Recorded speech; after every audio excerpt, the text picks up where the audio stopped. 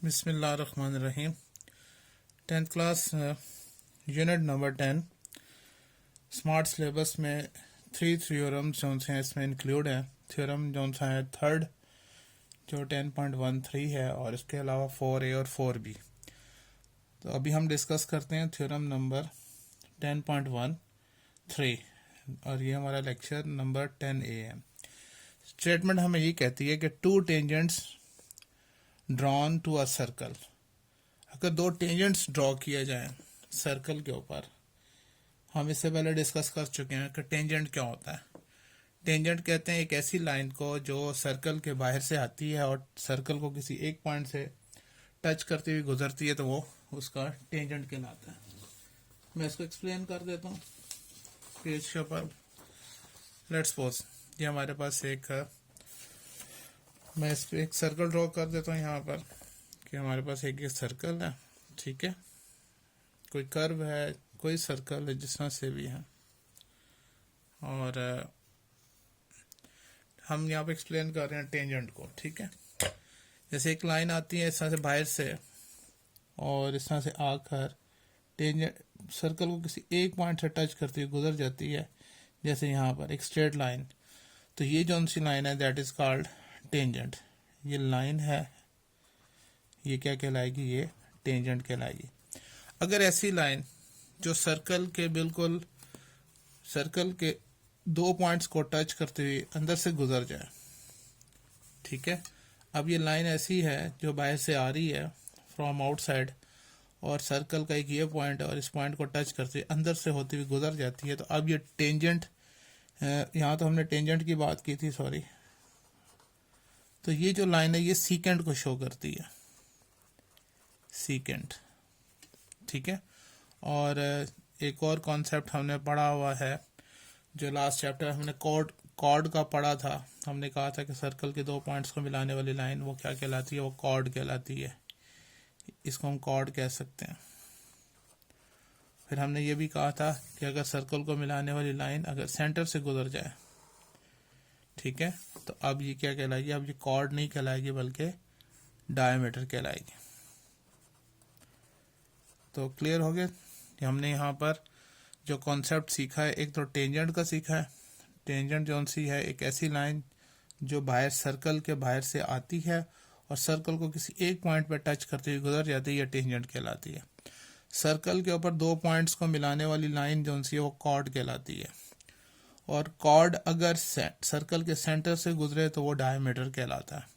और एक बाहर से एक लाइन आ रही है और वो सर्कल के अंदर से होती हुई गुजर जाती है और सर्कल के दो पॉइंट्स को भी मिलाती है और वो बाहर की तरफ निकल जाती है और वो सीकेंट कहलाएगी।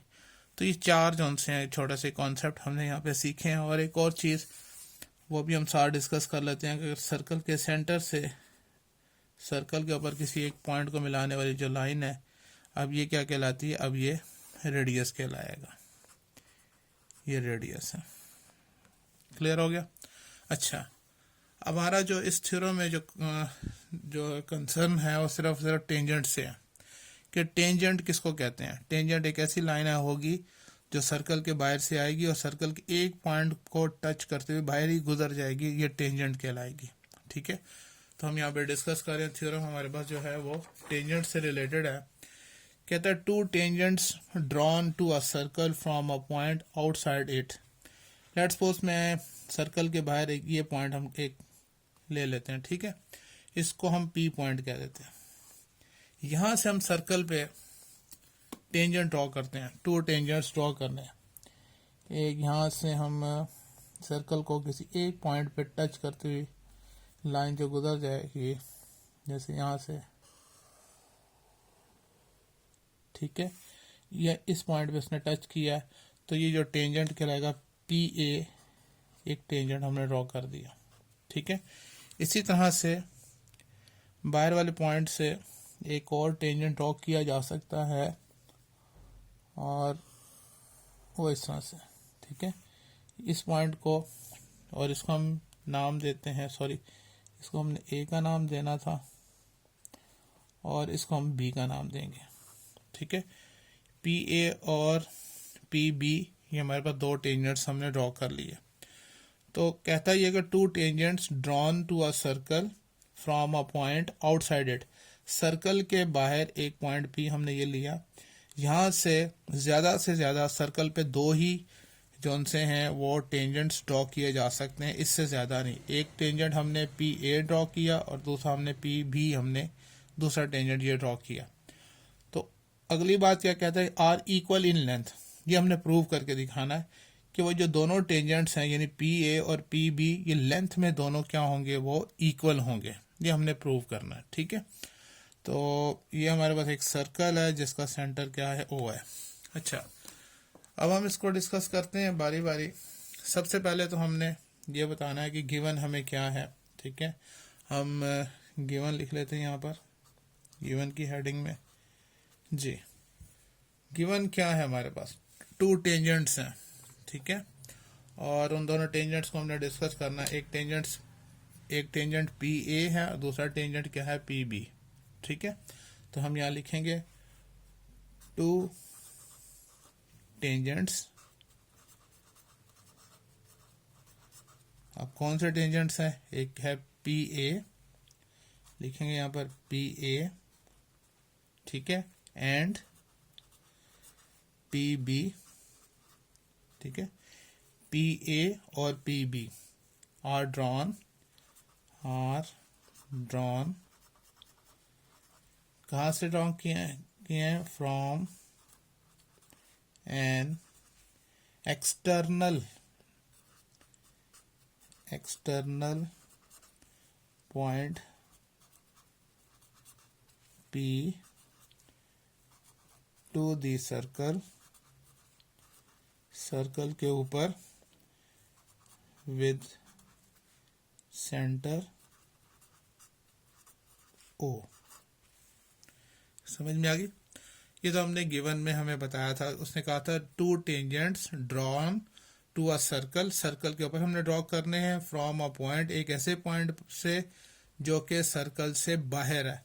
तो सर्कल से बाहर हमने एक पी पॉइंट हमने चूज किया, यहाँ से हमने एक पी ए और पी बी हमने दो टेंजेंट्स ड्रॉ किए। हमने कहा two tangents P A and P B are drawn from an external point P to the circle with centre O. ठीक है, ये हमने तो गिवन में हमने कहा था। ठीक है, उसके बाद हमने प्रूव क्या करना है, टू प्रूव हमने प्रूव क्या करना है, प्रूव ये करना है कि इन दोनों का जो सा है डिस्टेंस जो सा है, यानी पी ए और पी बी ये दोनों के दोनों जो टेंजेंट्स हैं ये क्या होंगे, आर इक्वल इन लेंथ, ये लंबाई में क्या होंगे, वो बराबर होंगे। तो हम लिखेंगे यहाँ पर कि मेजरमेंट पी ए, कि पी ए की जितनी भी लेंथ है मेजर कर लें, that will be equal to measurement P B, और इसके लेंथ के बराबर होगी। ठीक है, लाइन सेगमेंट हम कहेंगे पी ए और पी बी। क्लियर हो गया? अच्छा, अब उसके बाद कौन सा है, हमने एक कंस्ट्रक्शन छोटी सी की है, तो कंस्ट्रक्शन की हेडिंग में हम लिखते हैं कंस्ट्रक्शन जी। कंस्ट्रक्शन में हमने क्या किया, हमने ये किया कि ओ को हमने ज्वाइन कर दिया ए के साथ भी, ओ को बी के साथ भी, और ओ को पी के साथ भी। तीनों पॉइंट्स के साथ हमने ओ को ज्वाइन कर देना। पहले तो सबसे पहले आप ओ को ए के साथ ज्वाइन कर देते हैं, और कंस्ट्रक्शन हम हमेशा डॉटेड लाइन से करते हैं। ओ को बी से ज्वाइन कर देंगे यहाँ पर, और ओ को पी के साथ भी हमने यहाँ पर ज्वाइन करना है। क्लियर हो गया? ये हमने कंस्ट्रक्शन की, और ये जो सा इसके साथ क्या बनाएगा, राइट एंगल बनाएगा। क्लियर? अच्छा, तो कंस्ट्रक्शन में हम लिखेंगे यहाँ पर कि ज्वाइन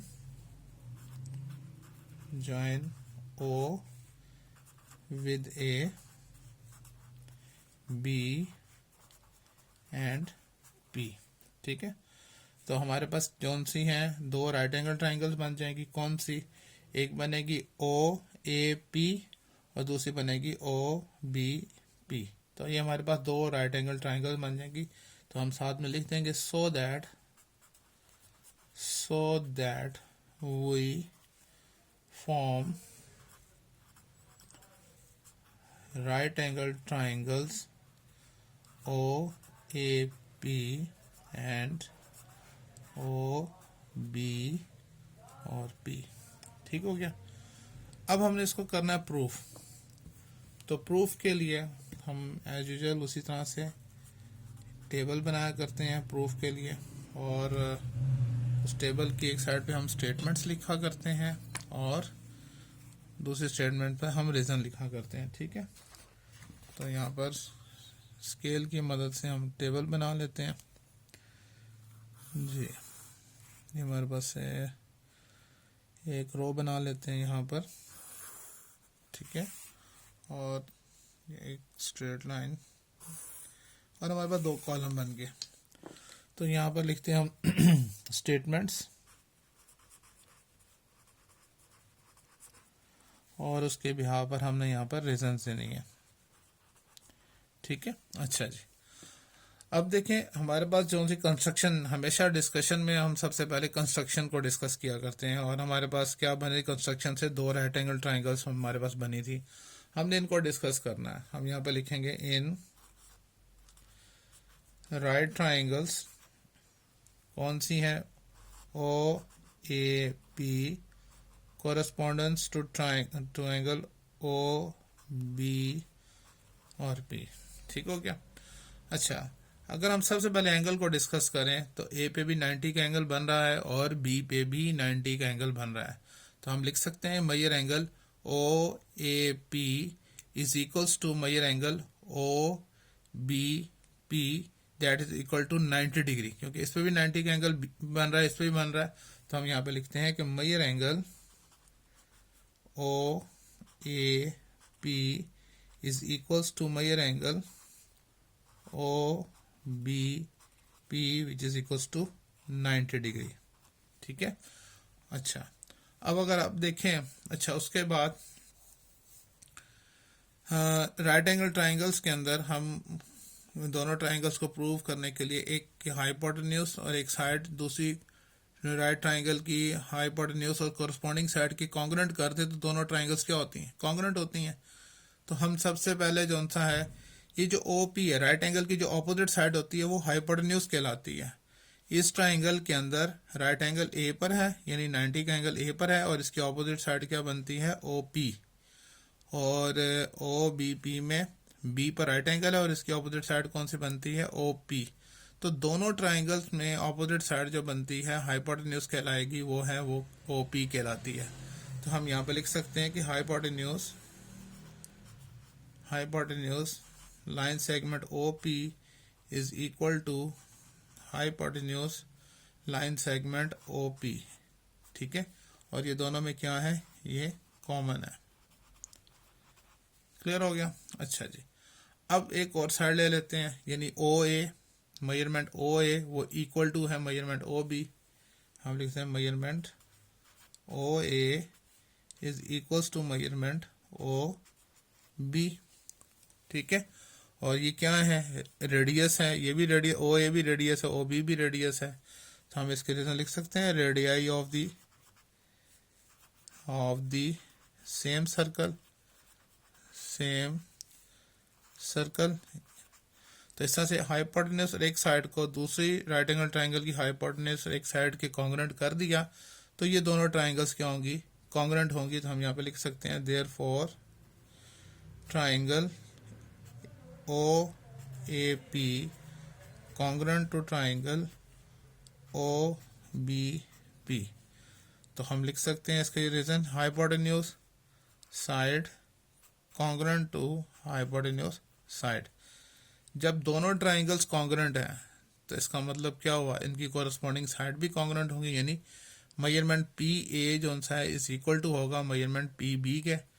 तो हम लिख सकते हैं यहाँ पर, थोड़ा सा ऊपर आपको नजर आ जाए तो देखें, यहाँ पर हम लिख सकते हैं कि मेजरमेंट हेंस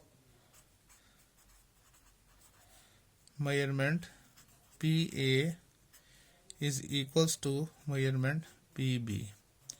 तो आप रीजन भी लिख सकते हैं क्या, corresponding side of the congruent triangle, corresponding sides of the congruent triangles. तो इस तरह से हमने थ्योरम जो है वो अपना प्रूव कर दिया। ठीक है, उम्मीद है आपको ये लेक्चर समझ में आया होगा। अगर कोई प्रॉब्लम है तो आप ज़रूर डिस्कस करें। अल्लाह हाफिज़।